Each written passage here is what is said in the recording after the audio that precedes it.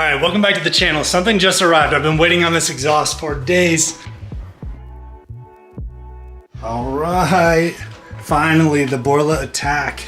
So as I mentioned before, the Mustang was a little bit too quiet for my taste. So that's why we got the Borla exhaust system. So this is the loudest exhaust system that I could find that isn't just straight pipes. I'm gonna unbox it, see what all is inside, and then I'm gonna take this over to my buddy Dexter's place. I'm gonna use his car lift, and then we're gonna install it over there. I've got the Mustang in the garage right now. I hit the hardware on the flanges on the exhaust with PB Blaster earlier. So letting that soak in, I'm gonna take a wire brush to it as well. Hopefully, I mean, this is an 18-year-old car, so hopefully that's gonna break up enough rust so that I can get the old exhaust off fairly easily, and then we'll pop the new exhaust on. All right, so finally got all these staples out. Let's see what we got in here. A lot of packing material. A lot of packing material.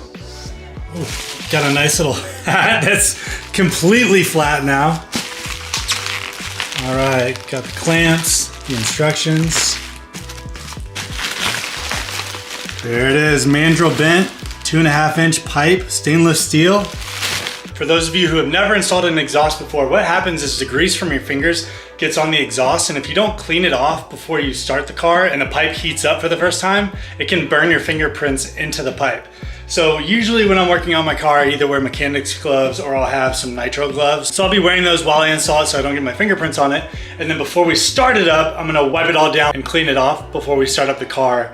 And that way we won't have any fingerprints burning into the exhaust. And this might be the last time we have a cold start in the Mustang with the stock exhaust.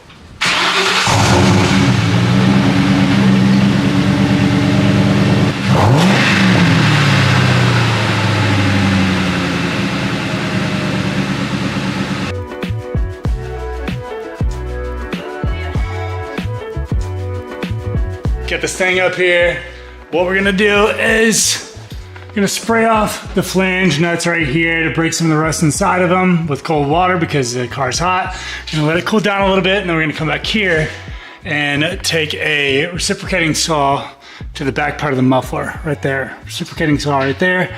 Take the back part of the old pipes out, and then we'll screw the flanges the rest of the way out, drop both mufflers, and then install the new Borla ATAK, which is right over here.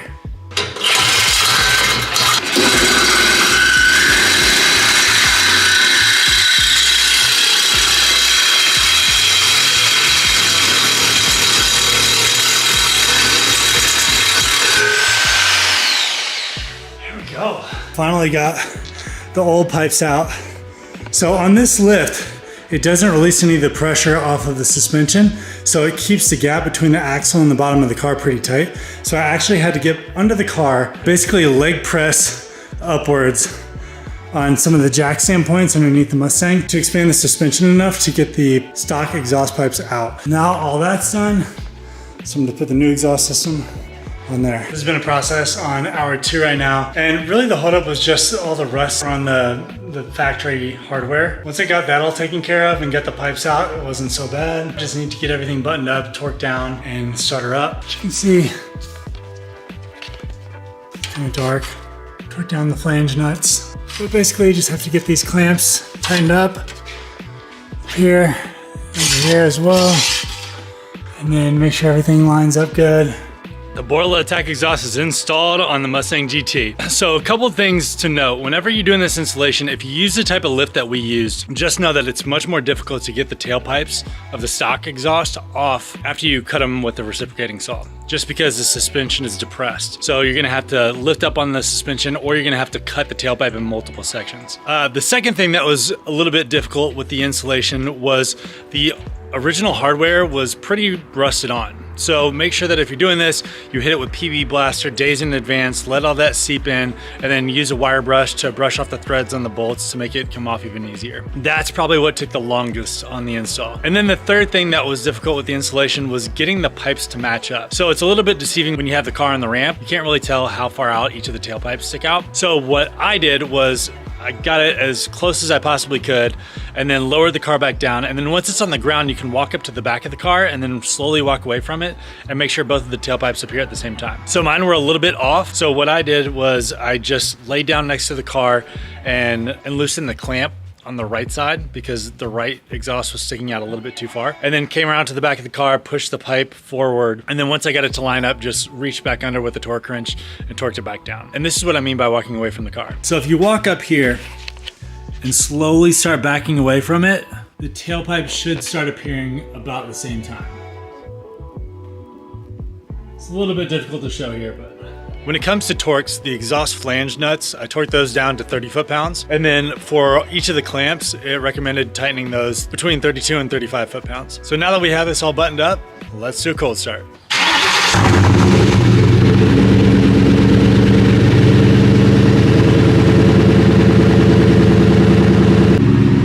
We got it started up, we're gonna take it out for a little spin. We can hear how it sounds while the car's in motion. Once we get it back here, we'll do some revs after the engine gets a chance to warm up a little bit. So far, the interior noise isn't that bad at all. I mean, I have the windows rolled up. You can definitely tell it's louder, but there's no annoying drone or anything like that. I do have the factory mid pipes on, so I'm sure if I had off-road X pipes, it'd be a lot louder in here.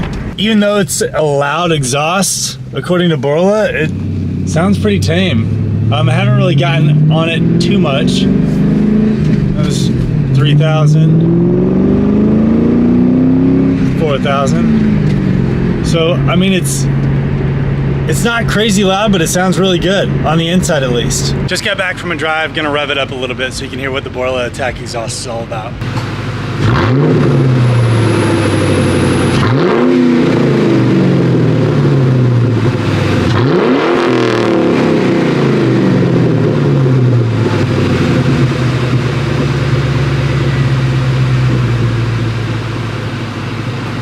So far, what I can tell from the Borla ATAK exhaust is that it's quiet when you want it to be quiet, and if you want it to get loud, all you have to do is hammer down on the throttle. It actually makes you feel like you're driving a muscle car instead of just like a quiet, big coupe. If you have any questions about the Borla ATAK exhaust, quality, performance, or installation, leave it in the comment section below. Thank you for watching the channel, appreciate it. Subscribe if you're not. Give this video a like. In the next video, we should be installing an MGW short throw shifter, so stay tuned for that, and I'll see you in the next video.